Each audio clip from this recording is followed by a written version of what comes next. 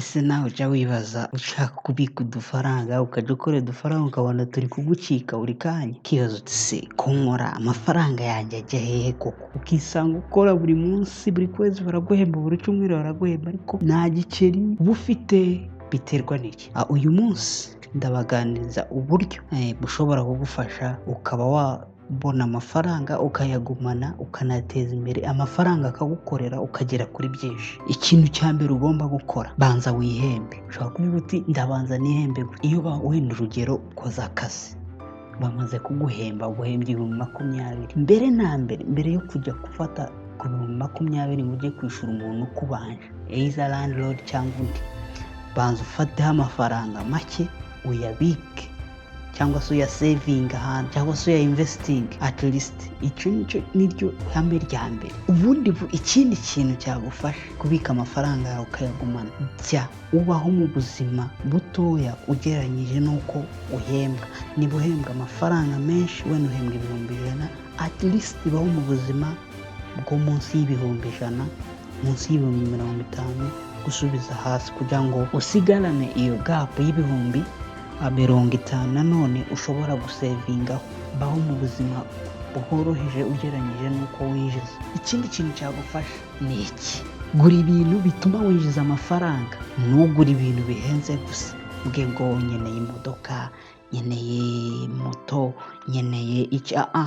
Gura ikintu ukibare uti ese iki kintu nguze kiraza kunyinjiriza. Niba uguze moto yawe ukaba ujya ku kazi kuva ku wa mbere kugeza ku wa gatanu, muri weekend irakora iki?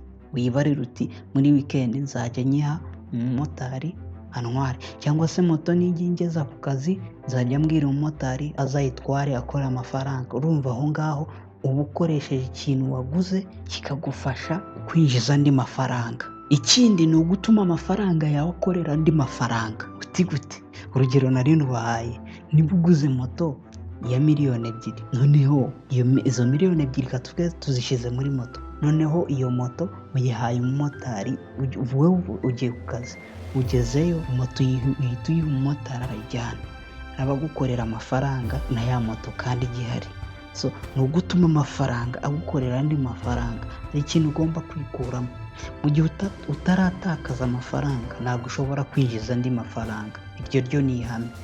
Kugira ngo winjize ni ukugira ibyo utakaza, kugira ngo ugire ibyo ugira. Ikindi, kugira ngo ugumane amafaranga, ubone amafaranga, buri gafaranga kose ubonye ukabona inyungu, iyo nyungu ujye uyi-investinga. Reinvesting ni ugufata amafaranga wabonye cyangwa se wungutse ukongera ukayasubiza muri ya business cyangwa se cya gikorwa cyakwinjirije. Abantu benshi usanga umuntu afite nka salo yogosha, ugasanga amafaranga inyungu akuyemo agiye kuyigura wenda se ibindi bintu, imyaka, kandi wenda muri salo ye nta n'amatara arimo, nta bintu birimo bifatika. So aho yagafashe twa dufaranga yabonye nk'inyungu akadushoramo kugira ngo salo yaguke ibe nini, ahubwo akayashyira ahandi akayarya, which is not good. Ibyo ngibyo bituma udatera imbere. Fata amafaranga winjiza ahantu ukura amafaranga, at least hagure, ongera we investingemo uhagure.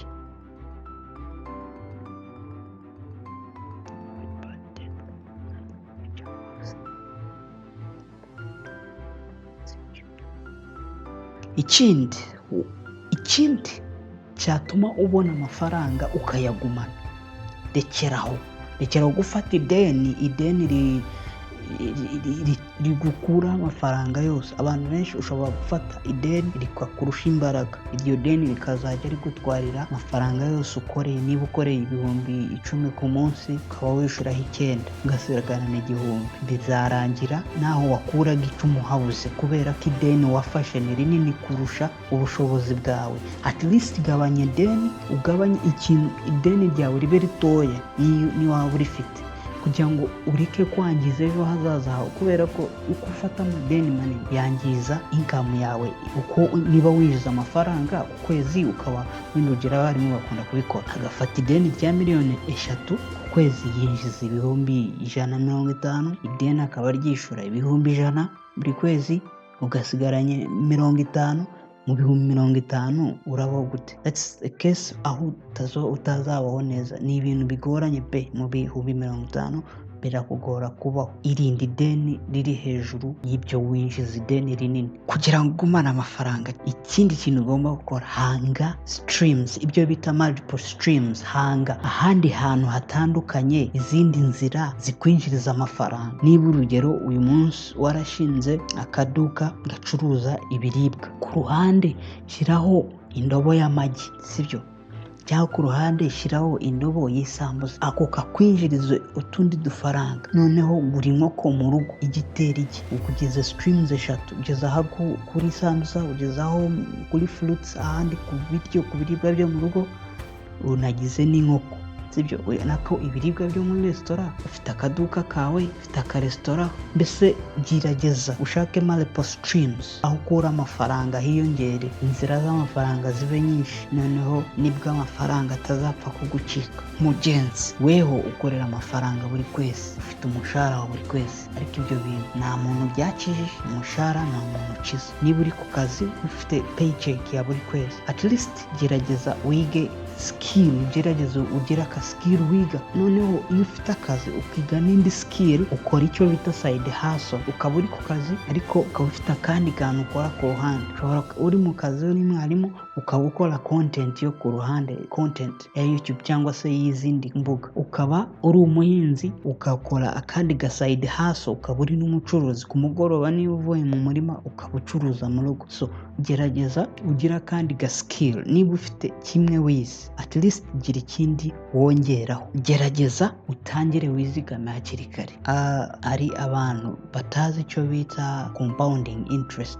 Compounding interest ni aho inyungu zikomeza zibyara izindi nyungu, zigakomeza zibyara izindi nyungu. Iyo utangiye kuzigama kare, ni ukuvuga urugero iyo ushoye 100,000, none 100,000 bikaba byunga wenda 10,000 ku kwezi, nako ku mwaka, ni ukuvuga ngo mu myaka 2 bya 10,000 byo mu mwaka ushize byunguka 1,000 mu wundi mwaka. Noneho bijya kugera mu myaka 10, ya mafaranga ya mbere yari yikubye inshuro nyinshi, kubera ko babyita compounding interest. Aho iyo ushoye kare, iyo hashize imyaka, usanga amafaranga make yaramaze kuba menshi. So gerageza duke ubona, at least gira utwo ushoramo. Mu Rwanda hari ahantu washora, hari RNIT Iterambere Fund, hari Ejo Heza, nubwo naze byayo, ariko RNIT ikungukira 12% ku mwaka, which is good. Uramutse ufite miliyari, bisobanuye ko buri mwaka wajya wiza miliyoni 110. Impamvu n'abantu batajya babyitaho cyane. Gerageza ufate risiki zibase. Abantu benshi mukora business ariko mugafata risk zituma mugwa mu bihombo, mugahomba burundu. Umuntu uguze moto, sibyo, ya 2,000,000, uyikuye muri sako, bayiguhereye 3,3 n'igice, uzayishura. Nufashe iyo moto uyishyira muri mageni, kwikorera waragi, kanyanga, kwikorera imogi, kwikorera amabaro. Don't you see? Ntabwo uri kubona ko iyo ari risk? Weho nujye gufata risk. Okay, ushobora kubura umumotari, aho since wenda sindi kuvuga ngo mujye mubikora, ariko ushobora kubura umumotari ugatendeka, urubuti kanendeke, ariko wenda nkorera amafaranga. Iyo ni wenda ni calculated risk, ntabwo ari risk nini cyane, ariko ugereranyije niba gufata ufite magendo, wenda naho watendetse, urumva ko ntabwo muhuje hierarchy y'uburemere bw'ikintu, ntabwo bihuye. Izo risk nizo ndi kuvuga. Niba ujya gufata risk, at least fata risk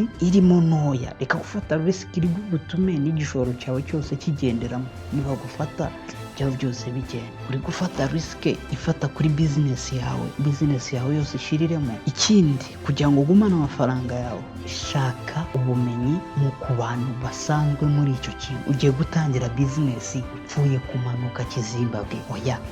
Niba ugiye gutangira business yo gukora wenda guteka, at least banza ujye ahangaho hafi aho ureba abantu bateka, ubabaze amakuru. Niba ugiye gukora business yo kumotara, banza ujye mu bamotari, ubanza umenye amakuru yabyo. Niba ugiye gukora business iyo ari yo yose, at least banza ugire amakuru umenya, banza wige. Ntupfe kwishora gusa, kuko numara kwishora nange biragupfira ubusa. Abantu benshi iyo wishoye usanga utangiye wigira ku kazi, none ugasanga warangije aho ibyo wakagombye kuba warize bikagufasha mu gukura, ahubwo ubyigiye mu gihombo. Ikindi cyatuma ugumana amafaranga yawe cyangwa se ukanayongera ayo ufite ni ugukemura ibibazo bihari. Weho niba ugiye gukora ikintu, niba ugiye gukora business, niba ugiye gushora ahantu, banza umenye bafite ikihe kibazo. Ntabwo ugomba gukemura ibibazo bidahari, ntabwo ugomba gufata kwimagine uti hariya ahantu umuntu ashizeho business yakora. Wowe fata umwanya wawe n'igihe cyawe mbere y'uko ushora amafaranga, ugende mu cyaro cyangwa mu mujyi muri ako gake ubaririze, ese iyi idea mfite irakora? Mufite ikihe kibazo? Umenye ibibazo bafite. Aba bantu se amazi abari kure, nicyo kibazo bafite, uba ariho ucreating your business. Umara kubona ikibazo ukazana igisubizo, uzaba ufite abakiriya. Weho noneho ugiye mu cyaro, ubonye abantu ntibambaye inkweto, wese utekereza ngo bafite ikibazo cyo kutambara inkweto, nta nkweto bagira. Nonese ujya kugura inkweto, ugiye kugura inkweto ugura za Timberland bazazambara. At least niba ubonye n'ikibazo ugisesengure, ucyanalizing. Aba abantu ngiye kugurira inkweto, ngiye kuzanira inkweto bazazambara, ese kutambara inkweto ni ikibazo kuri bo? At least ubanze analyzing. Ese babaye bakeneye inkweto ni izihe bakeneye? Ni Timberland cyangwa ni bodaboda? None ugasesengura ukabona gukora business. None ikindi, irinda numara kubona ubucuruzi, amafaranga umaze kuyabona, amafaranga urayafite, gerageza utekereza mbere yuko ukora ikintu. Irinda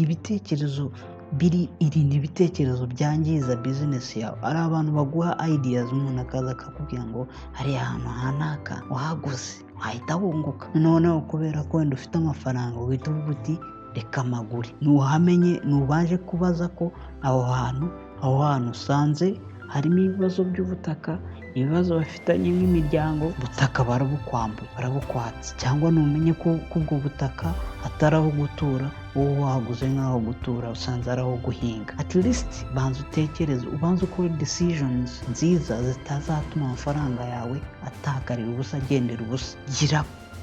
Gira kwihangana. At least ugira kwihangana, ihangane utegereze. Niba usevinze utangiye gusevinga, wihangane.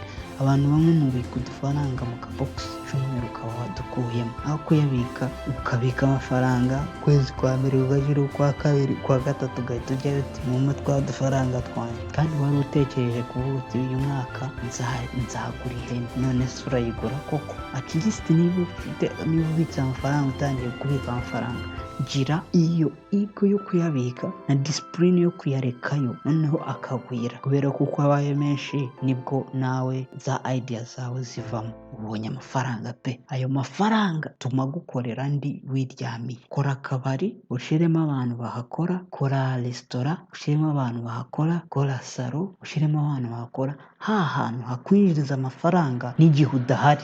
Kora hantu niyo waba uryamye amafaranga yinjira. Shaka iyo stream, gerageza uhige ku buryo bubuti, noneho ko mbonye amafaranga afite, nakora iki cyatuma ngumya gukorera amafaranga, aya mafaranga akomeza kwimultiplying. Gerageza ubone ahandi hantu hakura iyo stream of income, ayo mafaranga by'imbaba menshi yiyongera. Ushaka passive income. Ushobora gukora content, ndi kuvuga ku muntu wenda ushobora kuba ufite skill yo gukora video editing, ushobora gukora content ukazishyira online kuri YouTube, kuri social media platforms, zikomeza zikwinjiriza wiryamiye cyangwa se utari no mu kazi. Wewe ukora ikintu gishobora gukomeza kikwinjiriza. Ushobora gushira amafaranga yawe, uyu munsi uramutse ufashe amafaranga miliyari imwe ukayishyira muri RNIT, ukatuvuga utangiye mu kwa mbere ushizemo miliyari, kwa 12 ni amafaranga yawe cyangwa se inyungu zawe ziba ari miliyoni 110 cyangwa se 120.